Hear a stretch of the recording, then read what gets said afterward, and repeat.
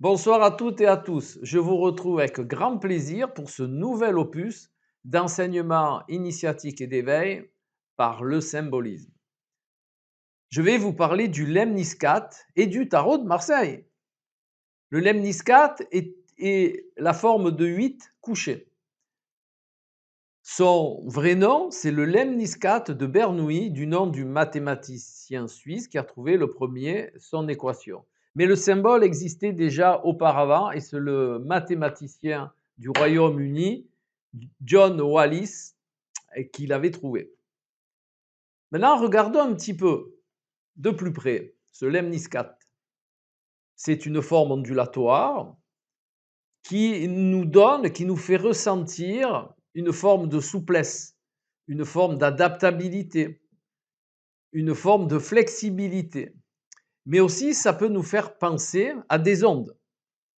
Et on sait maintenant que les ondes, elles comportent de l'énergie et que cette énergie comporte de l'information.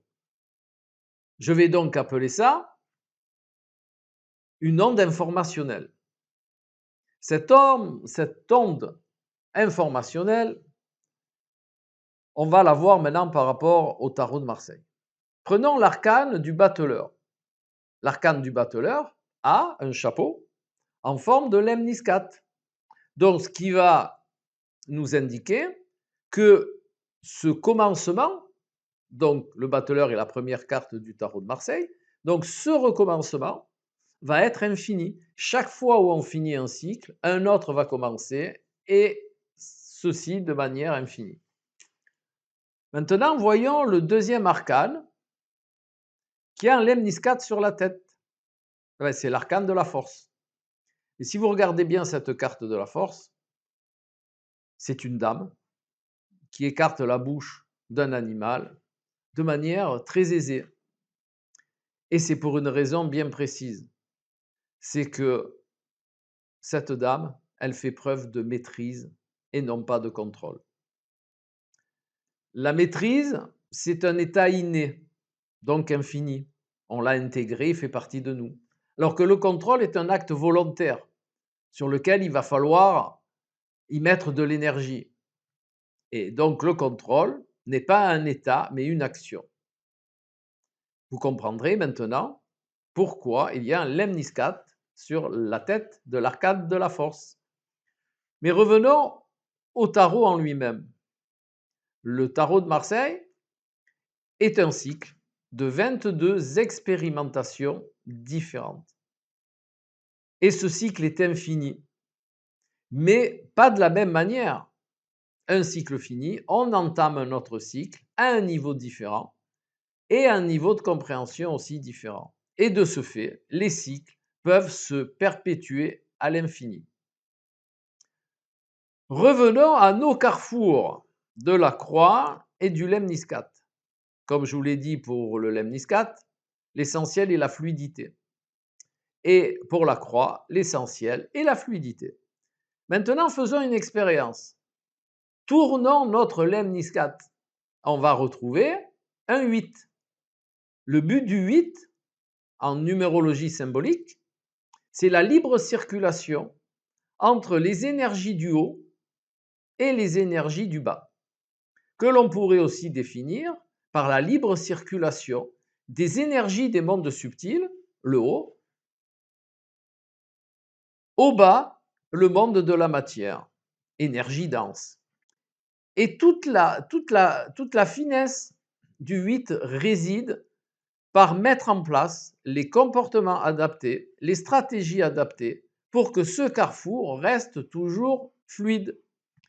Et comment on peut faire ça? Parce que moi, ce que j'aime bien en réalité, c'est non seulement expliciter le symbolisme, mais c'est aussi donner des informations concrètes, pratiques, pour l'utiliser. Sans ça, ça ne sert pas à grand-chose. Donc revenons à notre libre circulation.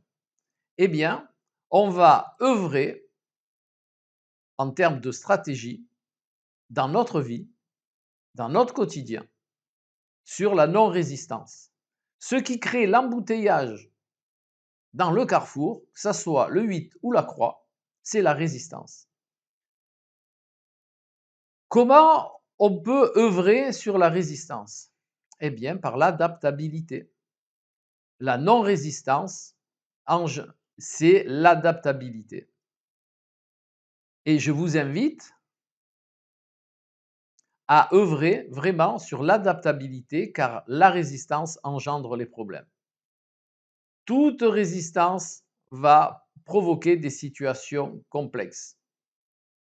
De ce fait, vous avez la clé pour ne plus jamais être dans la résistance. Bien entendu, je suis tout à fait d'accord avec vous, c'est pas facile.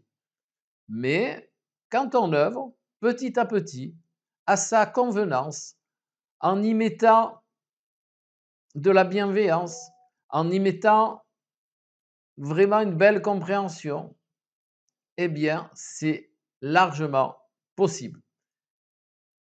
Eh bien, je vous invite, comme d'habitude, à expérimenter mes propositions de stratégie, de ne pas oublier de mettre un pouce en l'air et surtout, ce qui est très important, c'est de partager la vidéo pour que la chaîne, elle vive le plus longtemps possible et que je puisse vous faire plein de vidéos sur le symbolisme.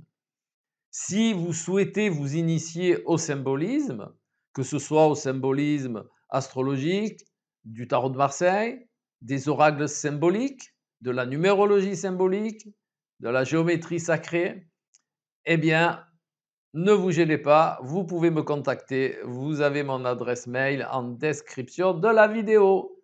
Et je vous souhaite votre meilleur et je vous retrouve tout bientôt pour une nouvelle vidéo initiatique. C'est tous les jeudis, d'accord? Allez, au revoir!